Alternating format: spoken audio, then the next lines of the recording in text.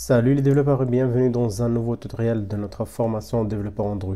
Aujourd'hui, on va commencer une nouvelle application. On va voir ensemble comment se connecter à un serveur externe, comment se connecter à une base de données externe et récupérer des datas et afficher ces datas-là, ces informations-là dans une application Android. C'est-à-dire appeler un serveur et recevoir une information, la convertir en format Java, en code Java ou en code Kotlin dans notre cas, et l'afficher à l'écran. Et pour cela, on va créer ensemble cette application-là, le Weather App, là, un classique.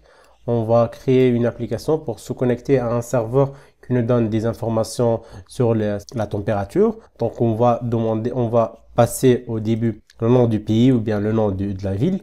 Par exemple, si je passe Toulouse comme ça et je clique sur Search, il va m'afficher la température à Toulouse. Ok, donc on va faire ça ensemble, pas à pas, et on va couvrir dans ce tutoriel-là l'utilisation de la librairie célèbre d'Android qui s'appelle Retrofit et aussi la librairie qui s'appelle Picasso. C'est une librairie pour afficher les images à partir d'un URL externe de notre application. On va commencer déjà un nouveau projet. Comme je viens de le dire, on va plus travailler sur l'ancien projet qui est First App. Là, on va créer un nouveau projet. Je vais l'appeler, là, je prends un petit activity. Je vais l'appeler ici Weather App 2, par exemple, parce que j'ai déjà créé Weather App pour vous montrer la démo là au début. Donc, je vais créer Weather App 2. On va laisser dans Android Studio, Kotlin, ok, tout ça, c'est bon. Et là, on va voir notre projet qui va être créé et on va commencer le boulot. On va laisser Gradle créer notre projet là. Il est en train de faire le build. Vous voyez là, la progress bar là. Il est en train de créer notre projet. Et dès qu'il termine, on va reprendre le travail. Tout d'abord, avant d'avancer sur notre projet Android, on doit comprendre tout d'abord le principe, comment ça fonctionne, qu'est-ce qu'on veut faire. Donc là, on a notre application Android. On a dit qu'on doit se connecter ou bien on veut se connecter à une base de données externe ou bien à un serveur externe. Donc avant, ce qu'on a fait avec SQLite, on accède à une base de données qui est locale, qui est interne à notre téléphone. Donc on peut juste y accéder avec l'SQLite Open Helper et lire et insérer ou faire des requêtes SQL facilement. Mais là, la base de données est externe. On n'a pas une base de données dans notre téléphone. Elle est quelque part dans le cloud, quelque part dans un serveur externe. Et nous, on veut y accéder. Donc, on ne peut pas déjà directement parler le langage de la base de données SQL. On ne peut pas, à partir d'Android, déjà faire des requêtes SQL directement. Donc, on doit avoir un intermédiaire qui sera notre serveur, qui sera notre script backend, qui sera le web service, on l'appelle comme ça, un web service, c'est-à-dire un service qui est dans le web, tout simplement un service hébergé dans le web. Ce service-là, sa mission est de faire l'intermédiaire entre une application Android et la base de données. Nous, ce qu'on va faire, c'est qu'on va interroger ou bien on va envoyer une requête ou une demande à ce web service-là. Admettons que c'est du PHP, ou bien c'est de Node.js, ou bien c'est de Python, c'est de Java 2E, ce que vous voulez. Donc là, on a un backend des web services. Chaque web service peut faire quelque chose. Et nous, on va juste l'interroger. On va appeler l'API en question. On peut l'appeler aussi REST API, ou bien web service. Ok, donc là, on va l'appeler ce web service là ou cette API là, on va l'appeler et ce web service là a une action bien définie. Il va l'exécuter et il va appeler la base de données et après récupérer la data et la renvoyer sous format JSON. JSON, c'est un format un peu spécial de texte qui peut formater la data sous des keys et valeurs. Je vais vous montrer déjà l'exemple, qu'est-ce qu'on va récupérer nous pour cette application là de Weather. On va récupérer quelque chose comme ça. Ça s'appelle du JSON. On a un JSON, ça, entre les crochets, c'est un JSON. Et les datas qui sont là, ce sont des JSON aussi. Les valeurs des JSON peuvent être des JSON ou bien des entiers, ou bien des strings, ou bien des int, comme vous voulez. Par exemple, cet objet-là, comme ça, entre les deux crochets, c'est un objet JSON. Il contient un clé qui s'appelle long et une valeur de type double. Un clé aussi qui s'appelle lat, une valeur de type double aussi. Et ce JSON là, weather, c'est le key, c'est weather, mais il contient un tableau de JSON. Donc, il peut contenir plusieurs JSON objects. Ça s'appelle des objets JSON. Ok, et ce JSON object, il contient des valeurs aussi. Donc, le JSON, c'est une manière de représenter la data. C'est une manière de représenter l'information sous un format light, rapide, léger qu'on peut échanger entre le web service et une application Android. Donc il n'y a pas que le JSON comme format d'échange entre un web service et une application mobile. On a aussi le XML. On peut échanger avec l'XML, mais le JSON c'est plus léger et c'est plus rapide. Okay? Donc nous, ce qu'on va faire, c'est si on résume ça, notre application mobile, elle va appeler ce web service là qui est responsable de retourner les datas ou bien retourner les données de température. Et le web service en question, il va appeler ou bien va exécuter une requête, par exemple select étoile from température dans la base de données. On ne sait pas qu'est-ce qu'il est en train de faire. Nous, on va utiliser un web service déjà prêt, il est déjà en ligne et gratuit qu'on peut utiliser. Mais dans d'autres cas où on veut développer notre application nous-mêmes, on doit le créer, ce web service, et créer la base de données. Mais là, on essaie tout d'abord de comprendre la partie front, de comprendre la partie de l'application Android, comment elle fonctionne, avec un web service déjà existant dans le web qui est ouvert à tout le monde pour l'utiliser. Mais après, je vais vous montrer déjà comment créer vos propres web services, que ce soit avec Spring Boot et avec PHP. On va faire beaucoup de séries sur ce sujet-là. Et pour le moment, on s'intéresse à Android.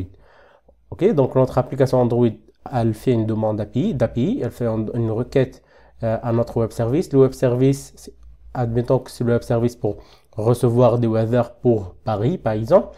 Il va exécuter la requête select étoile from température, par exemple, where city égale Paris. Ok, et notre base de données va retourner la data sous forme, bien sûr, données SQL, un résultat SQL, et le PHP ou bien le web service en question, il va reformuler ces datas-là en format JSON. Il va les renvoyer à notre application Android. Il va retourner le résultat à notre application Android comme étant un JSON response, une réponse JSON. Comme cette réponse-là, ça sera notre réponse finale et nous, on va après la parser ou bien on va la convertir en Java.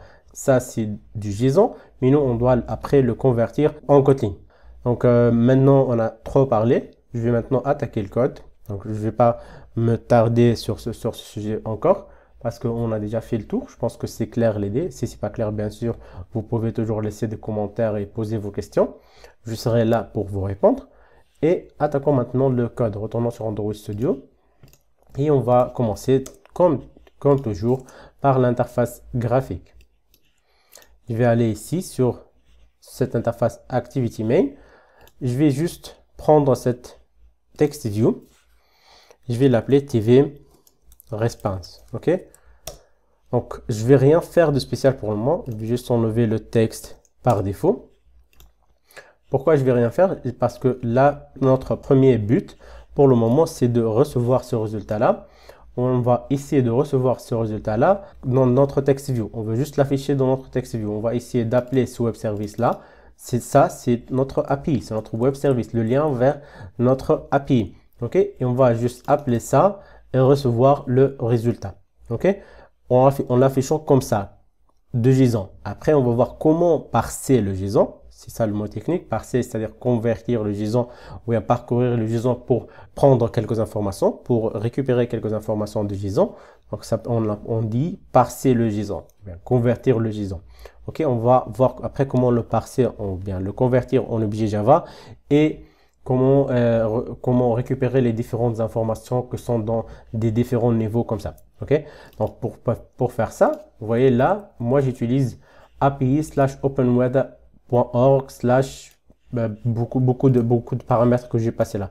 Bien sûr, je connais pas ça par cœur. C'est juste que je suis allé sur Google, Open Weather Map API. J'ai choisi ce site-là, c'est un site très connu qui s'appelle Weather API. Ok, Open Weather API. Ok, là, je suis sur ce site-là. Moi, je suis connecté. Vous devez créer un compte, vous, pour que vous puissiez appeler ce web service-là. Donc, là, vous avez plusieurs choix. Vous pouvez avoir la data current, c'est-à-dire maintenant, la data de maintenant, ou bien la data sur 4 jours, ou bien one call API, ou bien bulk download, etc., ou bien le climat, etc. Il y a beaucoup d'informations que vous pouvez récupérer, même l'historique, etc. Il y a quelques API qui sont payants. Par exemple, quand vous voyez ici, il y a Get Access, c'est parce que c'est payant. Okay? Mais nous, on va utiliser ce qui est gratuit, c'est déjà suffisant pour nous. On va commencer par Current Weather Data. Okay? Je clique sur API Data. Et là, il y a toute la documentation. Vous voyez ici, il nous dit que pour avoir le data, vous pouvez appeler api.openweathermap.org/data, la version .5 weather, et q égale, c'est-à-dire query égale city. Et là, vous voyez, c'est en orangé pour dire que vous devez passer le city par là. Ok, là, c'est tout ce qu'on a besoin de faire. On a besoin de ça. Ok, essayons ça.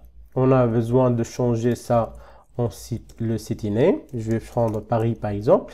Et après, on a App ID, on doit passer un API. Qu'est-ce que c'est ce API key? C'est tout simplement un clé de sécurité pour que pas tout le monde accède aux API comme ça sans raison, bien des milliers de fois. Juste pour la sécurité, ils mettent des API key, des clés de sécurité. Donc là, pour avoir un API, vous devez déjà créer un compte. Ici, si je suis pas connecté, si je fais un logout, vous voyez, il y a Create Account. Vous remplissez le formulaire, create username, enter email, password, repeat password, etc. Vous cochez ça et juste vous créez un compte. C'est aussi simple que ça. Donc une fois créé, vous pouvez se connecter, vous pouvez aller à sign in et se connecter avec votre compte. Là, je vais me reconnecter à mon compte pour qu'on génère un API. Là, une fois connecté, vous voyez ici, on a cette section-là, API Keys. Là, j'ai déjà des keys. Je peux générer un nouveau key. Je peux venir ici, YouTube Key par exemple. Et je vais générer. Il va me générer un key qui s'appelle ici YouTube Key. Ok. Donc là, on va prendre ça en copier-coller. Mais là, je pense pas que ça va fonctionner de suite parce que je viens de le créer. Vous voyez, déjà 401 invalide key. C'est juste qu'il n'est pas encore activé. Ça prend parfois un peu de temps, 1 heure peut-être. Mais ça, il n'est pas de suite activé. C'est pour ça que je vais essayer avec mon deuxième key là. Mais n'utilisez pas mes clés parce que je vais les supprimer après. Donc de toute façon, je vais les supprimer parce que après, ça va bloquer l'application. Si pour plusieurs personnes, moi je suis en mode free, donc si plusieurs personnes utilisent le même key, ils vont le bloquer. Ok. Donc là, je vais utiliser plutôt un key ancien, celui-ci. Donc ça fonctionne maintenant. Et on a le résultat. Là, c'est pour Paris. On a le degré ici. Le weather, on a clouds, on a du ciel, on a l'icône qu'on peut afficher et la température qui est comme ça. Ça c'est en Fahrenheit, mais on peut aussi changer ça. On peut changer le métrique. Là, on va aller sur API Doc. On va voir les différents paramètres qu'on peut passer, les différents variables. Vous voyez ici, il y a units. C'est soit vous pouvez utiliser métrique. Ok, donc je prends units, quand je vois comme ça, je prends units et je vais ici, j'ajoute et units égale métrique ou bien métrique, ok, entrée, et là, vous voyez que la température maintenant c'est 2,98, donc maintenant c'est en Celsius, ok, donc là c'est beaucoup mieux. Donc on a notre API, ça ce qu'on doit appeler oui Android. Donc on va maintenant aller sur Android, préparer ce qu'il faut. Ok. Donc je vais fermer ça. On a déjà TV Response. On va revenir sur ça. Je vais déclarer un text view par là. Late init var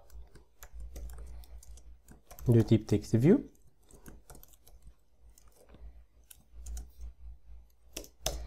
Ok. Et ce text view là, on va prendre find id, tout ça on le connaît maintenant. r.id.tv ça. Ok. Donc notre to do, ça sera de call weather API. Ok. Donc c'est ce qu'on doit faire. On doit ici appeler ce weather API. Donc pour faire ça, déjà pour pouvoir se connecter à ce web service là, on va utiliser une librairie qui s'appelle Retrofit. Ok. Donc retrofit repo par exemple, repository. Vous voyez ici, il y a retrofit. On va aller sur le site direct, sur le site de retrofit, sur le site de Square là. Square, c'est une grande compagnie qui crée des bibliothèques pour Android. Donc si vous voyez Square dans une librairie, soyez sûr que c'est la meilleure déjà. Ok, donc là, c'est Retrofit, c'est une bibliothèque qui nous permet de faire des appels à HTTP. Parce que là, ce qu'on est en train de faire, ce sont des appels HTTP. Vous voyez, il y a toujours HTTPS. Donc, ce sont des appels HTTP. Donc, déjà, il nous explique comment faire tout ça, comment appeler Retrofit. Malheureusement, la documentation est en Java, mais si vous connaissez déjà Java, c'est pas trop grave. Mais il nous explique aussi comment appeler avec des get, avec des posts, etc. Vous voyez la méthode post ici, la méthode get, etc. Mais je vais vous les expliquer séparément. Donc, il nous parle ici de Retrofit, comment l'intégrer. Donc là, on a quelques exemples. Et ici, on doit voir la partie download. Là, soit vous téléchargez le jar, mais je ne vous conseille pas. Soit vous pouvez l'utiliser avec Maven, c'est un gestionnaire de dépendance aussi. Mais là, nous, on veut l'utiliser avec Gradle. On va prendre ça en copier-coller. On va aller à notre Gradle script là. On va ouvrir le gestionnaire de dépendance, la partie de dépendance, dependencies ici. Et on va ajouter notre retrofit. Là, je vais mettre retrofit comme ça. Et je vais ajouter cette implémentation. Et là, je dois mettre la version. La dernière version, c'est 2.9. OK. Donc là, je fais sync now. Il va nous installer retrofit comme ça. Donc là, c'est bon. Je vais retourner maintenant sur main activity. Et là, bien sûr, c'est pas call weather directement. On a un autre to-do avant ça. C'est create retrofit instance. On doit créer une instance retrofit. Là, notre to-do 1. Là, ça sera notre to-do 2. Donc, pour créer ce retrofit là, tout ce qu'on doit faire, c'est de suivre la documentation. C'est vraiment, il n'y a pas plus simple que ça. Il dit déjà qu'on a besoin d'une interface qui va contenir le service, les différents calls qu'on peut faire. Et on a besoin de créer une instance comme ça, retrofit, new, retrofit.builder.ça. Donc, soit vous prenez ça, copier-coller, vous allez voir que Android Studio est capable de convertir ça en Java automatiquement. Là, quand j'ai fait coller, il m'a demandé de convertir en Kotlin. Je clique sur Yes et il va le faire tout simplement comme ça, sans rien modifier par nous-mêmes. C'est comme ça, ok? Mais nous, on ne va pas faire ça. On est plus intelligent que ça. On peut le créer nous-mêmes, ok? Pour ça, je vais créer tout d'abord retrofit, l'instance retrofit. Ça sera de retrofit.builder. On va builder une instance. On va utiliser le builder et on va ajouter un base URL, l'URL de base qui ne change pas dans toutes nos requêtes. Et là, si on retourne sur notre API là, on va voir que tout ça, ce sont des paramètres qu'on a ajoutés, mais cette partie est toujours fixe. Okay? Donc c'est pour ça que je vais la prendre en copier-coller et ça va être notre base URL. Je vais retourner comme ça. Je vais faire un retour comme ça. Et après, ici, je vais le mettre dans le même niveau. Et ici, à la fin, je vais faire build. C'est tout simplement ça. J'appelle ça et là, j'ai une instance retrofit. Okay? Je formate le code. Après, on va appeler notre service. Vous voyez ici dans la documentation, il nous a demandé de créer un interface pour mettre les différents appels. Okay? Donc nous, on va faire comme ça. On va faire comme il l'a demandé. Java class interface et là plutôt Kotlin interface. Et je vais l'appeler weather API ou bien weather service. Weather service, ok. Weather service, ok. Ça c'est une interface. Et là, je vais mettre les méthodes. Vous voyez ici, il nous dit qu'il faut juste mettre la méthode. Qu'est-ce qu'elle doit retourner? Le nom de la méthode. Qu'est-ce qu'elle va prendre en paramètre? Là, si vous voyez bien, il nous demande tout ce qui est entre deux crochets, il va être remplacé par ça. Donc, quand vous faites pass, c'est-à-dire cette valeur qui va être passée en paramètre, va remplacer ce qui est là. Ok? Il y a autre méthode aussi, c'est que quand vous pouvez soit passer des variables comme ça, soit vous pouvez passer des passes comme ça, soit vous pouvez passer des queries comme ça. Quand vous dites query, c'est-à-dire vous les passez de cette manière-là, sort égale quelque chose. Mais quand vous dites pass, c'est-à-dire il va remplacer ce qui est entre deux crochets. Okay? Nous, on sait ce qu'on va faire. J'essaie de vous montrer la documentation parce que c'est la documentation qui dure, pas la vidéo. Ma vidéo peut être valide aujourd'hui, mais un jour il décide de changer la manière d'utiliser Retrofit. vous ne serez pas bloqué. Vous pouvez juste revenir à la documentation et voir comment ils l'ont fait. Ok, donc moi, ce que je vais faire ici, c'est que je vais créer une API, je vais créer une fonction. Je vais l'appeler, parce que là, on va faire du Kotlin et pas du Java. Là, je vais l'appeler getter weather by city, par exemple. Ok, je vais récupérer le weather pour cette city-là. Et ce weather-là, qu'est-ce qu'il va retourner? Il va retourner tout simplement call. Et là, on va juste cliquer import retrofit 2. Et qu'est-ce qu'il va retourner? Pour le moment, on a dit qu'on va retourner chaîne de caractères. On ne va pas retourner de weather, ni liste repo, ni liste user. On veut retourner juste tout ce contenu-là en chaîne de caractères et l'afficher. Déjà, ça sera une bonne étape. Ok, donc là, c'est notre fonction, mais on doit ici maintenant préciser c'est quoi la méthode avec laquelle on veut appeler. Donc, on va ajouter la notation @get et on va passer ici le reste de l'API. Et ça, on doit l'importer. Import. Ok, il importe de HTTP retrofit 2 et je vais passer le reste de l'API ici. Qu'est-ce qui reste de l'API déjà? On a mis le base URL qui se termine par là et il nous reste ça. Ok, je prends ça, je l'ajoute ici. Ok, donc ça c'est le reste de notre API. Donc, query, Paris, etc. Là, après, ça va être variable. Ça restera pas Paris pour toujours. Après, on va passer les chaînes de caractères en paramètres et tout ça. Mais pour le moment, c'est pas vraiment ce qui nous intéresse le plus. Et là, ce qui est intéressant pour nous maintenant, c'est de pouvoir appeler un web service et récupérer ces data. Après, une fois la data est sur Android, on peut faire ce qu'on veut avec. Ok? Donc, retournons maintenant sur le code. Là, on doit appeler le service. Je vais créer weather service, il va prendre quoi? Retrofit.create. Qu'est-ce qu'on va créer? On va créer weather service.class ou bien weather service class.java. Ok? Parce que ça, c'est pour Java, c'est weather.class directement. Si vous avez vu l'exemple déjà, là, c'est .class directement. Mais pour nous, c'est .class.java.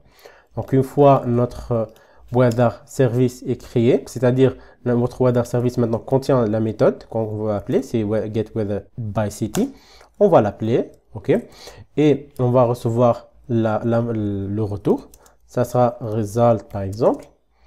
Et ce result va être de type quoi? Va être de type, comme on l'a précisé, call service. Donc l'Android, retrofit ne retourne pas le string directement, il retourne call parce que ça sera un appel qu'on va lancer dans une queue. C'est-à-dire, on va le lancer dans une pile, on va l'appeler et lui, il va s'occuper de l'exécuter en background, etc., dans un thread et nous retourner le résultat. Donc, le résultat ne peut pas être instantané. Il va aller chercher, attendre le web service qui retourne le résultat, il revient. Ok? Donc, c'est pour ça, on va là, le résultat, on va lui dire enqueue pour qu'il l'appelle. Ok? Et on va ajouter un callback. Le mot callback déjà, ça veut dire un retour après un call, un retour après l'appel. Nous, on va appeler ce web service et lui, il va nous retourner un résultat. Ok? Donc là, on doit passer notre callback. Ça va être object anonymous class et je vais l'appeler plutôt callback. Ça sera du type callback comme ça, de string. Ok? Et là, il est souligné en rouge. Pourquoi? Parce qu'il veut implémenter quelques méthodes. Donc, je vais lui dire implémente ces méthodes-là. Donc, ces méthodes, qu'est-ce que c'est ces méthodes-là? C'est en response, c'est-à-dire une fois on a un résultat, en réponse, ou bien on fait l'heure si on n'a pas de résultat. Donc, on va commencer par on fait l'heure. S'il y a un problème, on va toujours jeter la responsabilité sur le serveur. On va lui dire que, par exemple, erreur serveur, ok, point length et show. Là, le contexte, il prend le contexte de callback, donc je vais passer application context là au lieu de 10 et après en response, c'est là où on va recevoir le résultat. On a ici le call qu'on a déjà fait, mais on a aussi le response. On va juste tester sur ce response is successful. Si il est successful, s'il a réussi à récupérer le data, on va juste afficher ce data là dans le TV response. Ok. il va prendre response.body. Le résultat, il est dans ce body là. Ok, il est déjà un string, on n'est pas obligé de faire point au string. Ok, donc là, on est bon. On va exécuter, on va voir qu'est-ce que ça va nous donner ça. Donc là, on a un problème. Donc, on va voir qu'est-ce que c'est. Donc là, il dit que la base URL doit se terminer par slash. On va ajouter le slash. Et aussi, il y a quelque chose qu'on a oublié de faire, c'est d'ajouter une permission d'Internet. Parce que là, on va se connecter à Internet. Donc, on doit aller à Android Manifest. Et on doit ici ajouter User Permission Internet. OK? Donc là, on doit ajouter cette permission dès qu'on a un call avec Internet ou bien on a un appel HTTP. Donc, on va réexécuter. Et là, le deuxième problème, c'est ça ce que j'attendais. J'attendais pas au début le slash, mais c'est là le problème que j'attendais. C'est que là, ici, on dit à Android, on dit à Retrofit de récupérer un call, récupérer le résultat sous forme de string, mais pour lui, c'était pas de string. Pour lui, quand il a essayé de récupérer ça, c'était de JSON. Donc, c'était pas du string. C'est là où interviennent les converteurs. On a dit qu'il faut convertir ce qu'on reçoit en autre format. On va commencer par un converteur au début et après on va le changer. Mais là, on va commencer avec un converteur qui va convertir le JSON en chaîne de caractères. C'est pour ça qu'on va ajouter Converter Factory. Ce Converter Factory s'appelle Scalars Converter Factory. C'est un converteur où on peut voir ça, on peut trouver ça. C'est juste toujours dans la documentation. Si vous descendez tout en bas, là vous avez la liste des converteurs que vous pouvez utiliser. Vous pouvez utiliser JSON, Jackson, Mochi. Il y a JSON que Mochi sont les plus utilisés. Il y a aussi Simple XML pour l'XML. Il y a JAXB pour l'XML aussi. Et il y a Scalars ici pour tout ce qui est string, pour convertir ça en chaîne de caractères. Je vais prendre ça en copier-coller. Je vais aller à mon Gradle ici. Et là, on appelle Implement. Hop, et là, je passe mon Scalars ici. Et ça va être 2.9.0 aussi comme le Retrofit Sync Now. Vous allez maintenant comprendre pourquoi il faut des converteurs. Ok? Parce que si je le mets dès le début, vous allez pas comprendre pourquoi. C'est comme si c'est juste du copier-coller. Donc là, c'est maintenant qu'on peut ajouter ce Scalars Converter Factory. Ok, point créer. On va ajouter ce Converter Factory. C'est lui qui va convertir le résultat en chaîne de caractères. Après, on va le changer par JSON pour le convertir en des objets Kotlin. Ok, mais pour le moment, on va commencer, comme je viens de le dire, avec ce Scalars Converter Factory. Voyons maintenant qu'est-ce que ça va nous donner. Hop, et là, vous voyez, c'est le résultat attendu, c'est le JSON qu'on a attendu. Je vais remettre côte à côte avec le JSON qui est là. Bien sûr, ça, moi, si vous essayez d'appeler ce web service là, que vous trouvez que c'est pas de le même format, c'est moi qui l'a converti avec cette extension là de Chrome qui s'appelle JSON Viewer.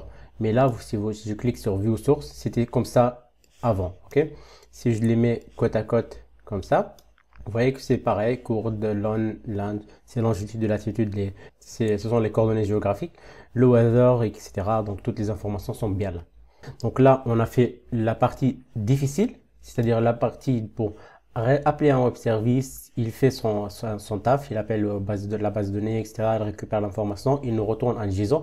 Maintenant, on va faire de l'Android. C'est tout ce qu'on a appris à faire. C'est de l'interface graphique, d'afficher les données, etc. Le data est là, les données sont là. Maintenant, ce sont de type string, mais on peut le convertir en ce qu'on veut. On peut le convertir en JSON, on peut le convertir comme on veut. Mais l'essentiel que la data est là. C'est comme ça qu'on appelle un web service. On a ajouté Retrofit, on a ajouté un web service, on a un base URL, on a ajouté un factory. Là, on a ajouté Scalars, mais après, ça sera JSON ou bien Mochi pour convertir en objet JSON, en objet Kotlin. Et on a notre interface qui va contenir toutes les méthodes qu'on veut appeler avec les URL, bien sûr. Ça, on va le refactorer après dans la prochaine partie. Mais l'essentiel pour le moment, c'est qu'on peut l'appeler comme ça. On peut créer notre weather service et on peut après appeler notre méthode, notre fonction et récupérer le response si bien sûr il est successful. Maintenant, on l'affiche dans un text view. Après, on va l'afficher comme on veut. Et bien sûr, n'oubliez jamais d'ajouter la permission Internet. Donc, ce que je vais faire maintenant pour que je puisse partager le code avec vous, je vais aller sur mon terminal et je vais ajouter Git sur ce projet-là. Là, je vais faire un git init. Si vous comprenez pas le git, c'est pas vraiment grave. Donc là, on peut faire une formation ou bien une playlist sur ça, mais c'est pas vraiment très grave. Donc là, je suis sur Git. C'est juste pour partitionner le projet. Après, quand vous trouvez le projet sur GitHub, vous pouvez naviguer entre les parties de ce projet-là parce qu'il va être un grand projet. Il va contenir au moins 4 parties. Donc, c'est pour ça que je vais le diviser en plusieurs parties, en des versions. OK? Donc là, je vais faire un git checkout -b pour créer une branche que je vais appeler part 1. Et après, je vais ajouter dans cette part 1 toutes mes modifications et je vais committer ça. Et ça sera par exemple part, ça sera juste un message, part 1 call add retrofit and show data as string. Ok, c'est tout simplement ça ce qu'on a fait. Et là, après, je vais pousser ça sur GitHub pour que je puisse partager le code avec vous. On va voir dans la deuxième partie comment on va maintenant afficher les données, afficher l'image comme je vous l'avais montré avant dans la démo. Là, par exemple. Dans cette démo-là, on va ajouter déjà cette icône-là, comment on peut afficher cette icône-là, comment on peut afficher le degré Celsius, naviguer entre les différentes informations qui existent dans le JSON. Et là, on va aussi ajouter ce edit text pour pouvoir entrer dynamiquement une ville. Et tout ça, on va le faire dans la deuxième partie.